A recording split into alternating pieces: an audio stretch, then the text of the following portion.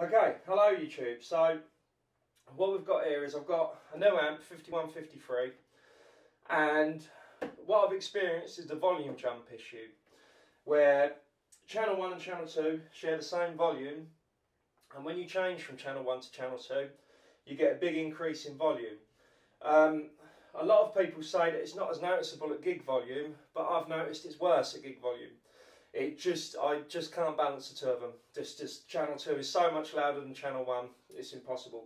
So there's a few options to get around it. The best option would be to have a Midi looper switch, so that you can control your channels by Midi along the switches. Something like the Decibel 11 switch, or I think they call it a switch doctor now, would be the ideal solution. You'd use it as your foot controller, and when you step on the clean channel 1, it turns on the loop for a volume pedal, which resolves the issue. I had to pick up a Boss GT6 because I needed to sort the issue out quick, and I can't afford to get all the bits and pieces I need at the moment. So what I'm going to do is show you how to do the Midi with the Boss GT6. Okay, so what I've done is it does suck tone, this does, and I'll be getting rid of it as soon as possible. But I'm kind of using it in the Nuno Betancourt way, just running it in the loop and only using a couple of delays on it.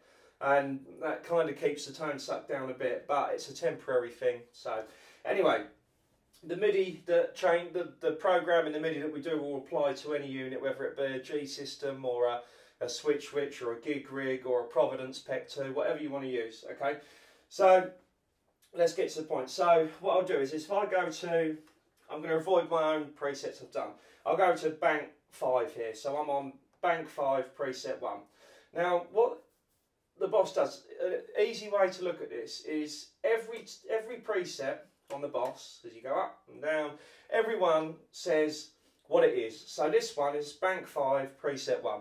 So when I push that and I've got the Midi out going to the amp, what it's doing is the Boss is saying to the amp, I'm on bank 5 preset 1. Remember what channel I told you to be on. So let's just program that in quickly. So 5.1, right. So what we need to do is, so if I want to program a clean channel to number 1 here, I need to come away from it for a bit because we need to switch into it once it starts remembering. So I've gone to preset 2, bank 5 preset 2. Then what I need to do is there's 2 channel select buttons here on the front of the amp. I'm going to push both of them in and then let go. And you'll see the clean channel light start flashing. Okay?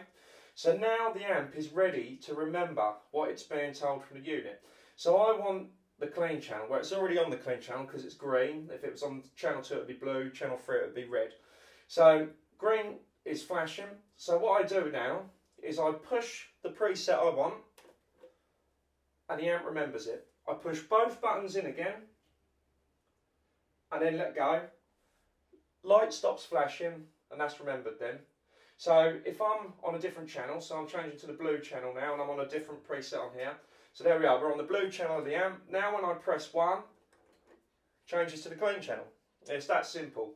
So that's number 1 clean channel. So I want number 2 to be the second channel and number 3 to be the third channel.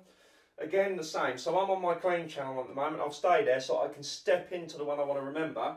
So I'm going to hold both buttons in, take them away and it starts flashing. Now I need to select the blue channel, so I push it once and it changes to blue. Okay. Now that it's ready to remember where the blue channel's going, I push bank 5 preset 2. Okay, and then it changes again because it wants me to tell it what to remember now. So it's gone back to green, so now I just press it till it goes blue. There it goes, blue. So press it however many times you want, it doesn't really matter, fuck it. So it goes blue and we're remembered now. So I take them away and there you go, blue channel. So green, blue, green, blue. So it's already remembered. That's my clean channel, green, blue channel. Now we want a red channel. So I hold both of them in and it starts flashing. I select the red channel with the red light down. I push number 3 on the Boss and then it's gone blue again, I need to select it to red. As long as you get it to the channel, as long as the light is flashing for the channel you want, you can't go far wrong. So there you go. So red, I'm going to push this again just in case. And then push both buttons in, let go, and red. So now we've got green, blue, red. And then say I want to do the last one as the green channel again. Both buttons in, it will start flashing. Select the green channel, it's blue, green, push number 4 now. And what it's doing is this boss is telling this, right, I want you to remember where you were when this button was last pushed. And then we push both of them together and back to green again. So and that's it. It's that simple. So both buttons in, starts flashing, push the preset you want, select the channel you want, push the preset you want, and then push both in again. As long as it's on the light that you need, the channel that you need, it will go to that channel. So there we go. Green, blue, red, green. Okay, now if I've got that one wrong, it doesn't matter. I'll just go back to 3. So say I wanted 4 to be the blue channel again. So I'm on 3 at the moment. I'm away from the one that I want because I've got to step into it. So I'm on 3. I push both buttons in. Starts flashing. Select the blue channel.